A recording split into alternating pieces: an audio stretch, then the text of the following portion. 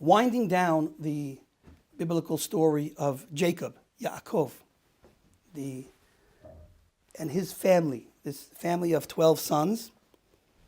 This is the real beginning of the Jewish people, so to speak, because it's now that the story takes a twist. Ahead of Yaakov and the rest of the brothers, Yosef was sent to Egypt, and because of a famine around the world, Yaakov and the 12 sons and wives and extended family, 70 people altogether, have to come down to Egypt. And we're told that the very last years of Yaakov's life, Yaakov lived a hard life. We know that from Yaakov's birth, he's got this battle with Esav. Esav, in the womb already, they're battling. They come out, Esav is angry, wants to kill him, he has to run away to Lavan. Lavan tries to take advantage of him 100 times. Leaving Lavan, you would think he's going to be okay. First of all, Lavan basically ran after him and said, look, I can kill you and wipe you out. But Hashem said, I can't touch you, so I'll let you go. That's his end with Lavan. He went back to Esav again, thought Esav was going to come to kill him, and he had to appease Esav. We see that night was a very difficult night. He prayed, he sent gifts, and he did a lot of things. He was afraid that was going to be the end of him and his entire family because Esav was coming to kill him.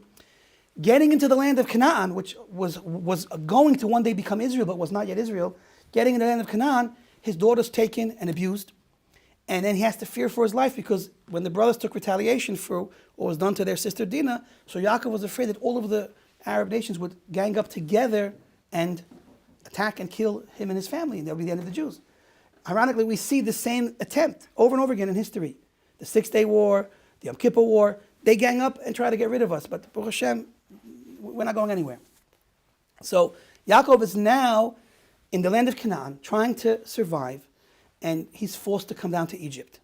So after all the trouble and all the struggles that he had to go through, his one attempt, his one wish, his one request from Hashem was, let me live out the end of my days in peace.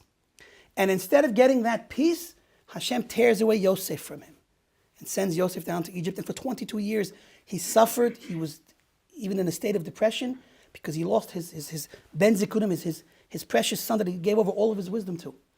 And we're taught that because you can't have prophecy unless you're in a state of joy. He lost prophecy for all those years as well. The simple meaning of the story that he asked to have tranquility is God's response is that this is not a world for tranquility. Tranquility is when Mashiach comes or in the Gan Eden. This is a world to get working, to get busy. So instead of giving him that blissful tranquility that they asked for, he caused him to suffer by taking Yosef away from him. An alternative way to explain that whole dialogue, so to speak, between Yaakov's inner request to have tranquility and God's answer is no, is this. There's an idea that God fulfills the requests of the righteous.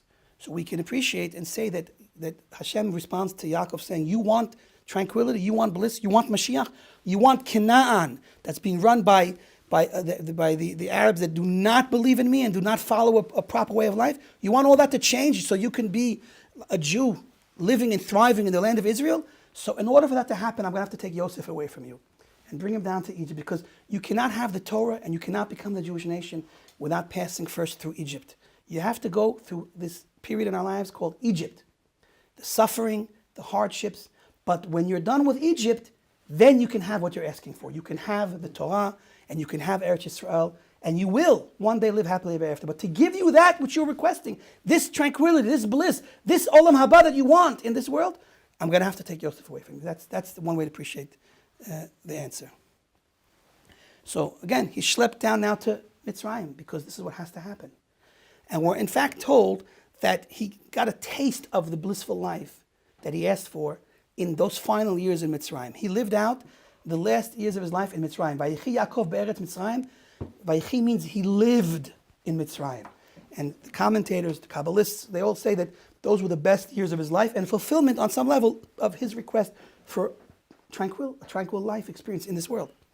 And that brings up a question that I think we all must ask. I don't think anyone could read through the Parsha of Vayechi and find out, according to the Zohar, that Yaakov had the ultimate years of his life in Mitzrayim and not ask the question. Mitzrayim is known as the worst place on earth, the most immoral, immodest, thievery, backstabbing. I mean, they betrayed Yosef himself and the brothers of Yosef. They took everything they could from Yosef. Yosef built them an empire, and they said to Yosef, now that we don't need you, to heck with you and your family. They turned us into slaves, his children, his grandchildren. So we see the mentality of Egypt, selfish, corrupt, obviously in the realm of morality and sexuality, they were as bad as one can imagine. So the question is this: Yaakov is coming. Yaakov, great, Tati, Zayde, the father and grandfather and great grandfather of Jewish kinderlich, the Jewish children, a wholesome people, a wholesome nation. Yaakov and his family are coming from Canaan, a peaceful life, a holy life, a life of shepherds, and they're moving to Manhattan, 40th and Broadway. Imagine. Tell Rav Chaim Kanievsky and his family to move to 40th and Broadway. Could you imagine Rav Chaim Kanievsky and his family on 40th and Broadway? By the way, do me a favor, Yankala, run to the corner grocery store and get me some milk for the coffee. And by the way, on your way there, don't look at the nightclubs, don't look at the strip clubs, don't look at the insanity on the streets, the billboards that are larger than life. Don't look at any of that. How in the world could Yaakov have lived the best years of his life knowing that he's going to now live them out in Egypt, which is probably worse than 48th and Broadway? But I don't know if you can get worse than 48th and Broadway. Can anyone imagine a place more void of purpose and morality and goodness? Can anyone think of a place in the world that has less, that's worse than 40th and Broadway? And give me some, should we talk about the worst places in the world?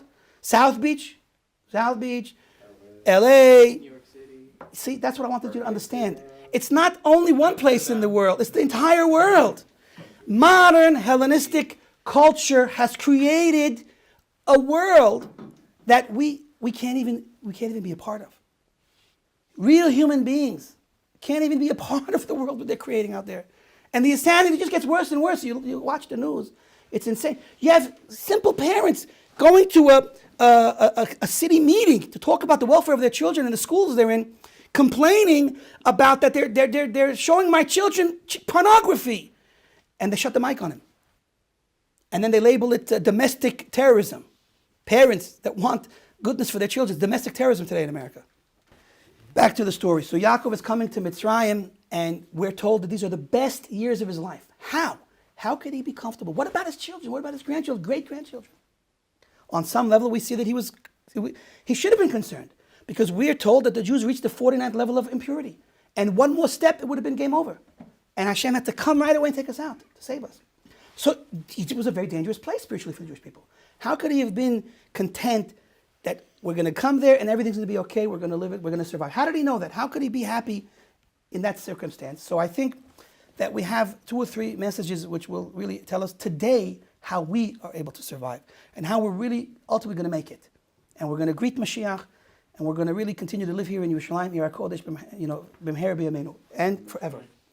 So here's what I think the answer is. The very first thing Yaakov does before he steps one foot in Mitzrayim and before he brings any one of his children or grandchildren to Mitzrayim is he sends Yehudah in front of him to Egypt. First, to do one thing, which is the foundation of Jewish survival, to build a Beit Talmud, to build a yeshiva. That's the first thing he did. He built a yeshiva. What's so important about building a yeshiva? So let me tell you a little bit of U.S. history, American history. In America, when Jews moved to America from Europe, they built synagogues. What was the result of those synagogues? Empty buildings 25, 30 years later, empty buildings that ended up becoming churches in cases. When you build a synagogue, that becomes like a body without a soul. When you build a yeshiva, then you have the soul. So he built a yeshiva in Mitzrayim, and that's the answer today everywhere. When you build yeshivas and you have a connection to the Torah, then you survive, then you live on. Without the Torah, we have nothing in common with Abraham and nothing in common with Mashiach that's coming to save the day in the end of the day. Without Torah, we're disconnected. And Yaakov understood that if we're going to go to Mitzrayim and we're going to have a chance to survive, the first building that's going to exist there, that's going to be one of our buildings, is going to be the yeshiva. Then we'll build homes. First the yeshiva, then homes. That's lesson number 1. Lesson number 2, beautiful part of the story, I think, is that he understood that Yosef was alive and well.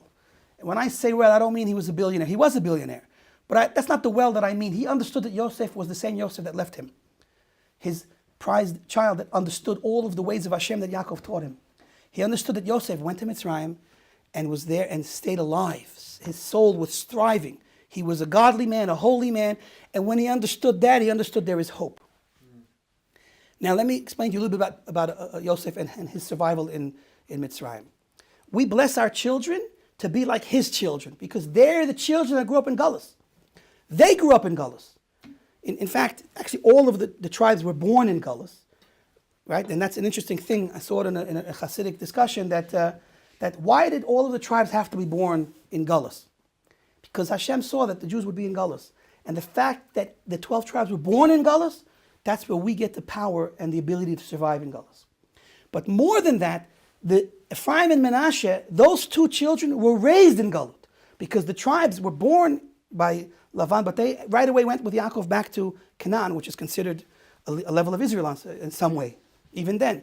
So even though they were born in Galus, they didn't grow up in Galus. But Yosef and his sons grew up in Mitzrayim, on 40th and Broadway.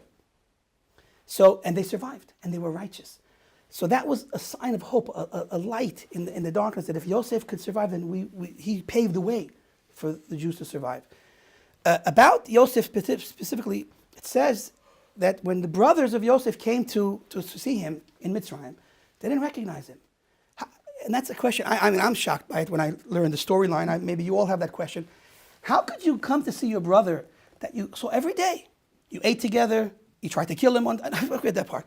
You ate together. You were friends. How could you not recognize your brother?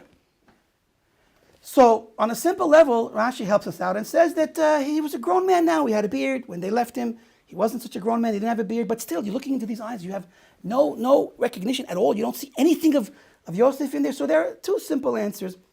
One is the beard and his physical look. Two is if you're not expecting to find something there, you're not going to find it.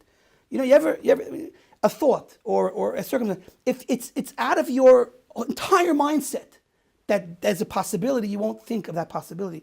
Once it's in your mindset, you might think of it. So it's true they were looking for Yosef in Mitzrayim, but they were not looking for Yosef to be the king of Mitzrayim, the leader of Mitzrayim. So since the last thing in the world they would ever believe that's him, they didn't have an ability to look and see that was him. That's all according to the sort of pshat type of way of understanding it. But there's a beautiful explanation I saw, I believe, in a Hasidic sefer that says this. What does it mean they didn't recognize Yosef? Yosef's path in divine service was so far out, so light years ahead of them, that they couldn't recognize him or it because it's something they were never used to. They never heard of going to Broadway, 40th and Broadway, and being a Jew there. They understood how to be a shepherd in Canaan and be holy and be spiritual and make yichudim and reach Atzilut. They didn't once fathom, how can you reach Atzilut in Mitzrayim? And the pasuk says, V'Hashem Yud Kei Vav Kei et Yosef. The Ben Ish Chai says that Yosef was an Atzilut in Mitzrayim, not in Galut. Hashem was with him in everything he did, on all levels. And that's what they didn't recognize. They couldn't recognize and see that way of serving Hashem. And this brings us to another important idea. The Baal Shem Tov says that sometimes, again, Torah is what life is all about, and fulfilling the Torah and living the Torah is what life is all about. But sometimes Hashem says, I'm going to make you close that book. That's for someone who's a masmid, someone who studies all day long. I'm going to make you close that book. You know why? I want you to do other things for me. I don't want you to just sit and learn for me. I want you to do other things for me. Hashem took Yosef from that tranquil place and threw him in Mitzrayim and said, I want you to serve me in Mitzrayim. The way you're going to have to learn how to do in Mitzrayim was a big chiddush. And that's what he says that applies to all people. Hashem wants many different types of service for him, many different circumstances and places. And that's actually one of the secret ideas why the Jews, in fact, were sent to Galut. It says the Jews were not sent into exile except for one thing, to raise the sparks of holiness and to bring the potential converts that are trapped out there in the Galut back to the way of Judaism. That's why we were sent out into Galut, and that's why Yosef was sent to Mitzrayim. There were sparks of holiness that needed to be elevated in Mitzrayim. Anyway, that's what it means that they didn't recognize Yosef, is because it was a chidush. The word Yosef means to increase, to add, to grow. That chidush that Yosef represented was new to them, and that's why they didn't recognize him. And that's the chidush that was what kept us alive and helped us survive in Mitzrayim. So we have now two reasons why we could say that Yaakov felt reassured that we're going to make it. And those two reasons were, again, a yeshiva, Torah learning, but not just Torah learning for the pursuit of knowledge, but a Beit Talmud is to learn the practical application of what Jewish life is. The Talmud is a recording of Jewish life and practice, not just ideas. Nothing in the Talmud is there because it's just an idea. It's an idea that has to come somehow affect our life, permeate our life, and permeate the world. And so that's what we built. We built in Egypt, first of all, the foundation of Jewish living, and we were able to survive. That's number one. Number two, Yosef and his children showed us how we can navigate through those difficult situations and also stay pure and holy.